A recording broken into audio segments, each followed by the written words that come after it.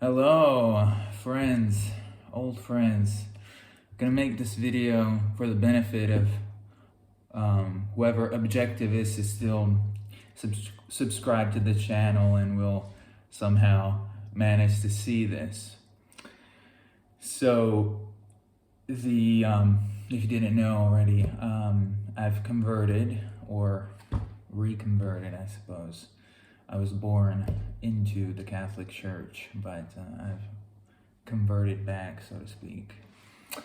And for your benefit, I'm gonna go back to the evolutionism issue.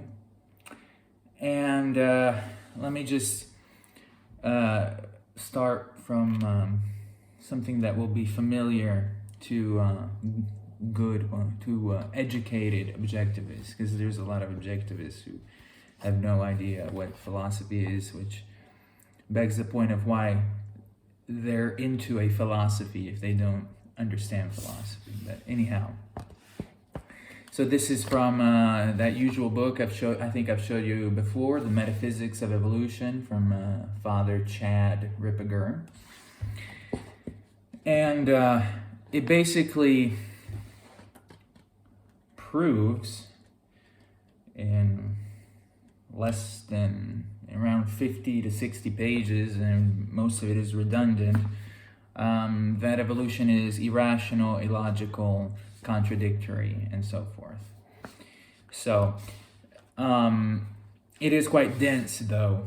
So it's quite small book, but very, very heavy on philosophy, and difficult if you're not familiar with Aristotelian and scholastic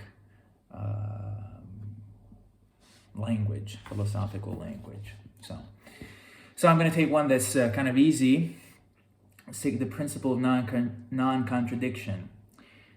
A thing cannot both be and not be at the same time in the same respect or relation. A variant to this principle states, the same attribute cannot at the same time and in the same being be truly affirmed and denied of the same subject. The same attribute cannot at the same time and in the same being be truly affirmed and denied of the same subject.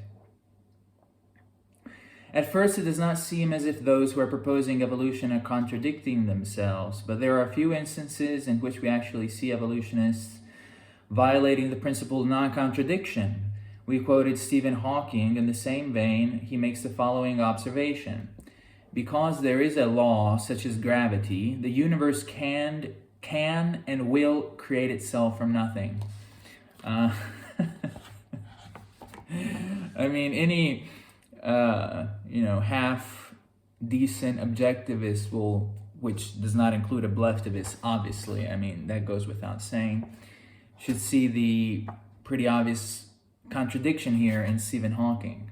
Of course, ablectivists are into all this contemporary mumbo-jumbo philosophy in Silicon Valley. I don't know, it's the California air that kind of messes people up or something. But so they actually take people like Stephen Hawking seriously, although he writes this complete, utter nonsense. Because there is a law such as gravity, the universe can and will create itself from nothing. That's completely absurd, ridiculous, and in a Catholic society, as in before modernism, nobody would have even imagined taking someone like this seriously, because they actually knew how to think, because Thomism was the official philosophy of the church, you see. It's actually logic and reason and not the mumbo-jumbo we have today. Anyhow, Father Ripperger continues. The contradiction is manifest. To state that the universe can and will create itself is contradictory, because it must posit the universe in the order of being, in order that it may be able to bring itself out of being or from nothing. We may reformulate his statement in this manner. The universe is from nothing. The universe is treated, i.e., action is predicated of it, as if it is a being, whereas nothing is non-being, and therefore we see the contradiction. The universe is from nothing. I guess Ayn Rand would call this the stolen concept fallacy. You see, you're predicating is of something that's presumably nothing, but nothing is the absence of the is. It's the absence of the being, so you can't say is. So the universe is from nothing. That's ridiculous. That's why Aristotle and Ayn Rand herself said, oh, the universe is eternal. You know, they got rid of that problem by saying it's eternal. And that is another can of worms we won't touch here, because I'm trying to tread on common ground here. So,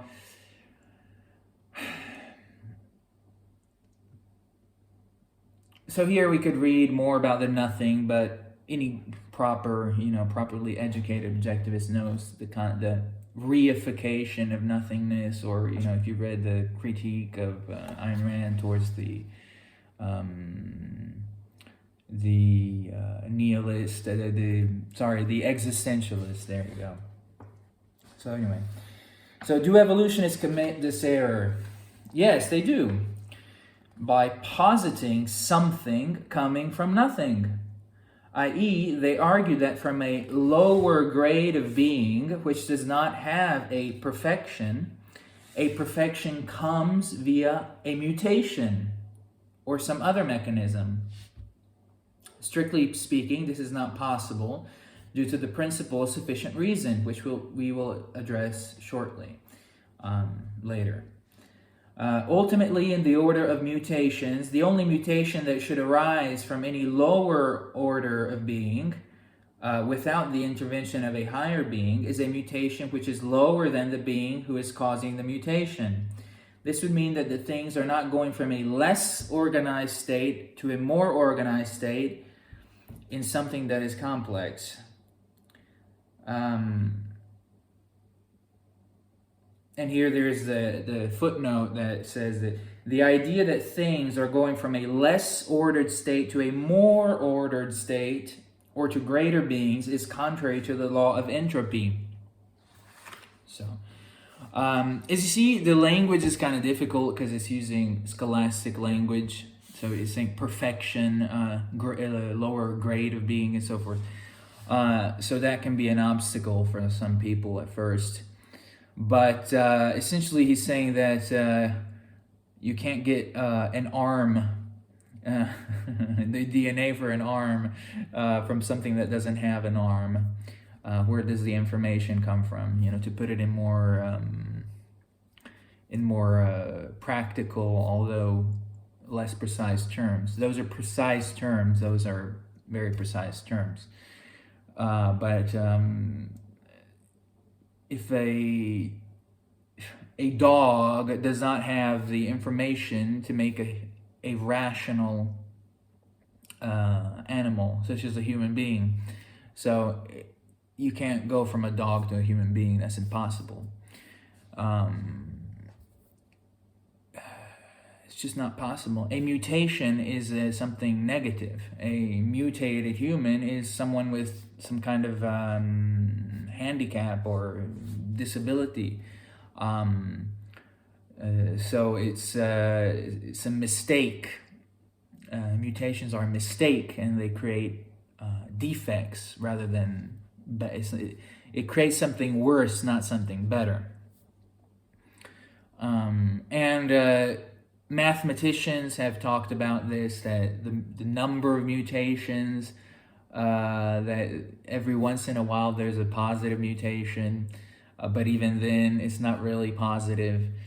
I mean, you just have to educate yourselves. The point is that philosophically speaking, evolution is absolute nonsense. It's illogical, irrational. It would never have been accepted by Aristotle, Plato, from anyone in the school of Athens, except the idiot materialists. No serious philosopher would ever accept this, ever. It's absolutely preposterous, ridiculous, absurd. But we've all accepted it for some reason. The reason is that it gives us an excuse to avoid the existence of God, you see. Even Aristotle's God, who was, nobody cares about the God of Aristotle, and the God of Aristotle doesn't care about anyone because he's the immovable mover, but he's not affecting anything. He's just keeping things in existence. That's the good first step for Aristotle, but he didn't have revelation. That's why his understanding of God is sort of handicapped. And Plato's the same thing. His understanding of God, he has a God that actually cares about the world, that actually makes the world. He's a scientist, quote unquote. He's making the laws of gravity. He's making human beings. He's making the forms of the animals and man and so forth. But if he's making something, well, that material must have been pre-existing, and so he's not really God. So there's all these problems. The Christian God, and only the Christian God, no such thing as Judeo-Christian or Islam or Abrahamic or any of that. The Christian God solves the issue. That's why religions such as Islam and modern Judaism, whatever, or Protestantism in many cases, these are mostly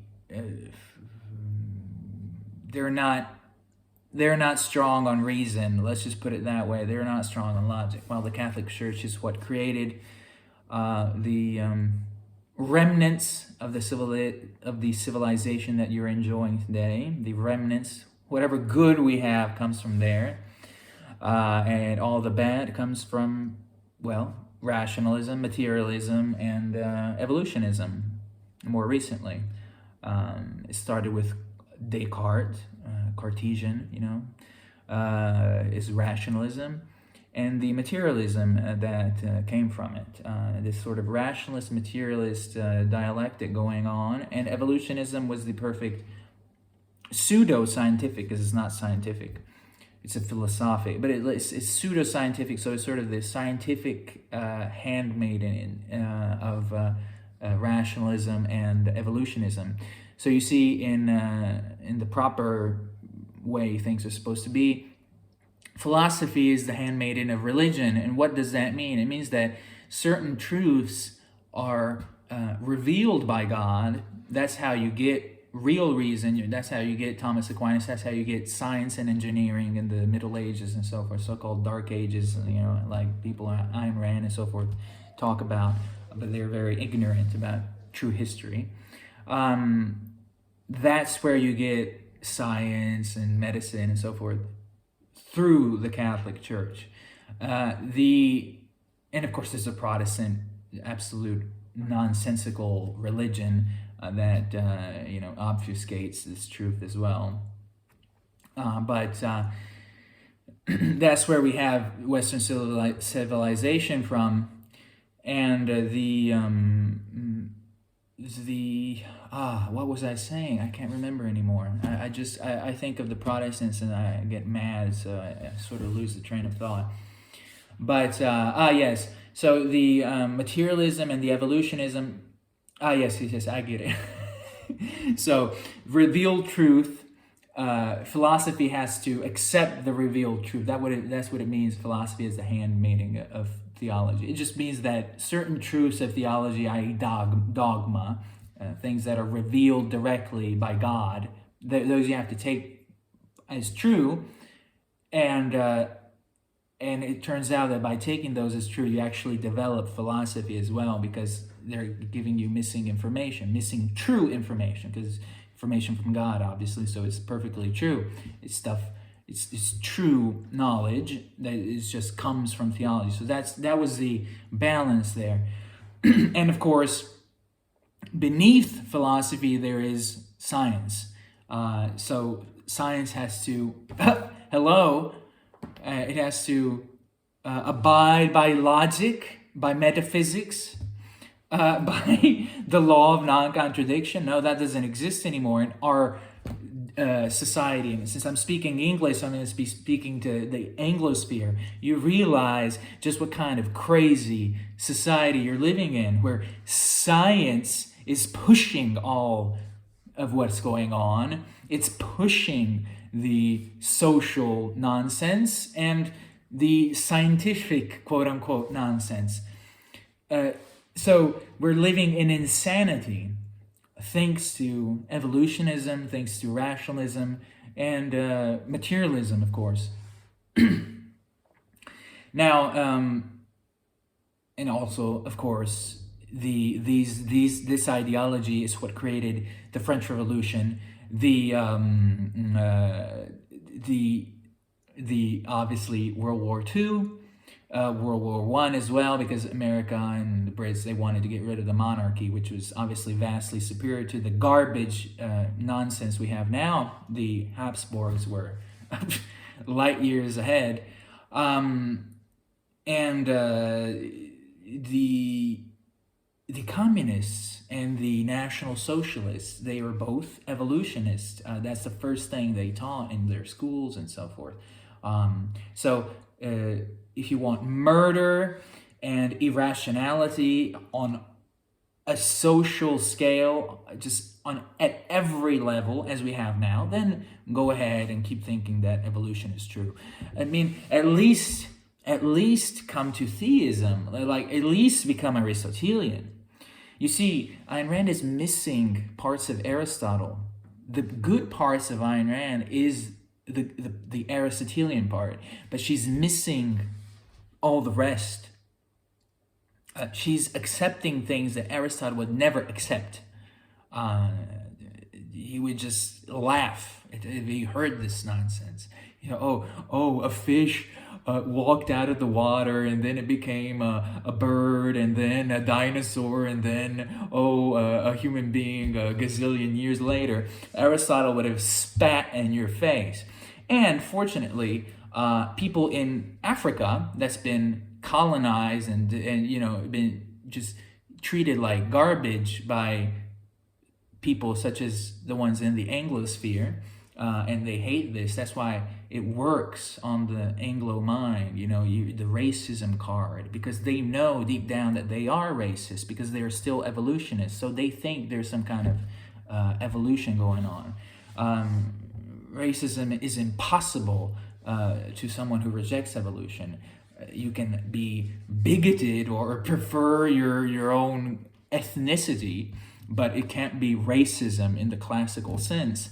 The racism is a ridiculous, preposterous, absurd ideology, philosophy, pseudoscience that says, oh yes, we went from the monkey, and then from this monkey, and then to that monkey, and then oh yeah, they're still half monkey over there, and we're a little more monkey over here. It's just completely ridiculous.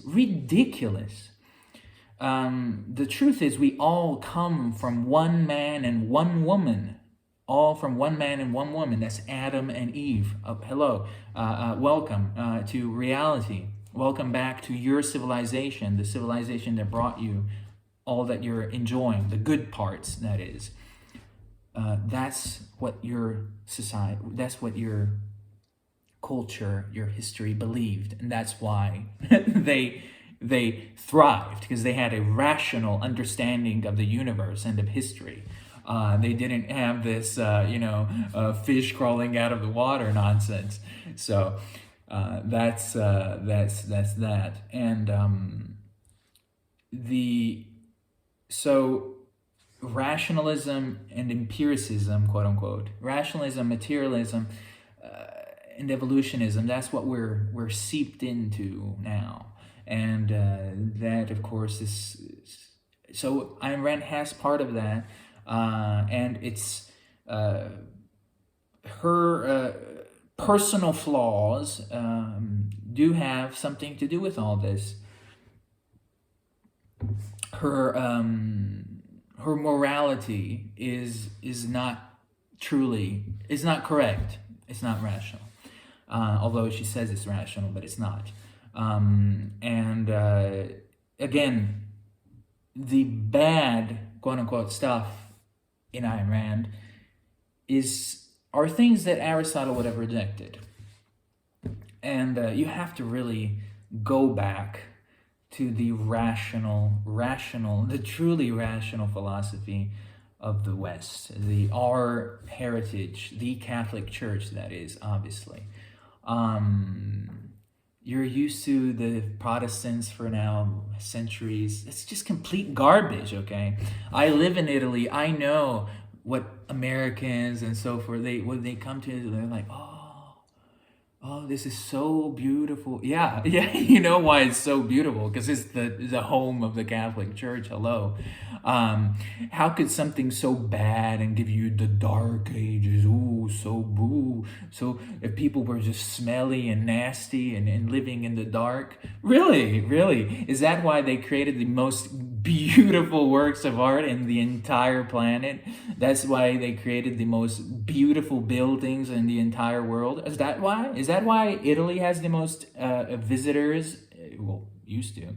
But you know what I mean. And the most tourists in all the world. There's a map that shows, like, where would you like to go on vacation? And it shows each country in the world, where would they like to go? And Italy's the number one. I mean, it's not even close to other countries. Not even close. Everyone wants to go to Italy. Everyone. Why do you think that is? It's because it's the most Catholic. Well, Rome is right there now, ain't it? That's why it's so gorgeous. It's obvious. And all the Greco-Roman legacy is because we kept it.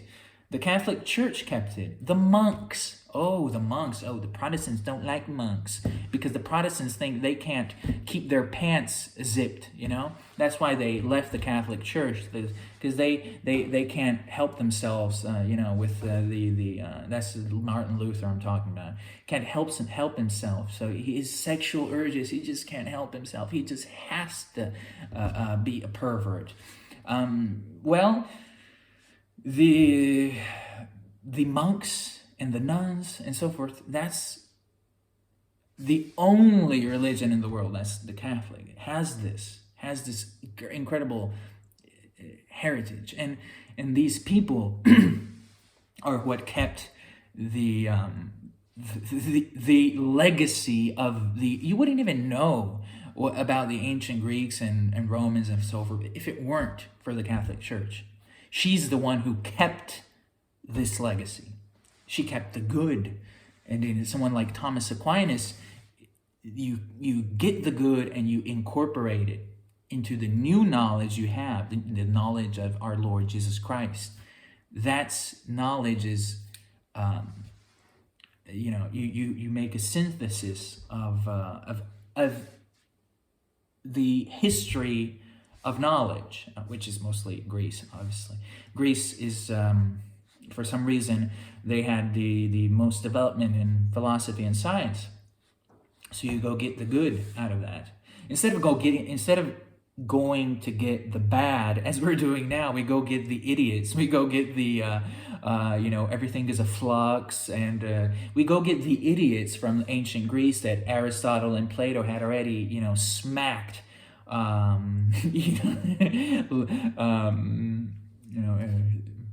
Metaphorically speaking, they smacked the heck out of these philosophers, the sophists and so forth. They were just completely demolished by Aristotle and Plato. So why are we still believing that nonsense? Well, it's a mix of things. It's evolutionism. It's rationalism. It's materialism, and in a big way, it's our moral perversions. You see, moral perversion, that's St. Augustine. He explains this very well. You are a slave to sin. Sin enslaves you. You're not free to act rationally because of sin. And a society such as ours, which is just seeped in sin, it's just just swimming in it. It just can't reason anymore. It's done. It just can't handle it anymore. It just wants its comfort. It wants its comfort and its perversions and its all its moral deficits. It wants to keep indulging in that, and they don't want God, because God is gonna is gonna tell them, hello, you're not acting as is proper to you. You're a human being. You're not some kind of monkey. Hello, I made you a human, not a monkey. So stop acting like a monkey. Okay. People don't want to hear that. They want to keep that acting like monkeys. Of course, if you think you're a monkey, you're probably going to act like a monkey now, aren't you? So anyway, that's enough for this rant. 25 minutes, I think that's definitely enough. But this was for the benefit of whoever is still listening to this channel. And thanks for watching. Leave your comments, and hello to everyone who said hi. Ciao from Italy, from lockdown Italy. Yes, that's more of the materialist, rationalist, evolutionist nonsense going on today. So thanks for watching. Ciao.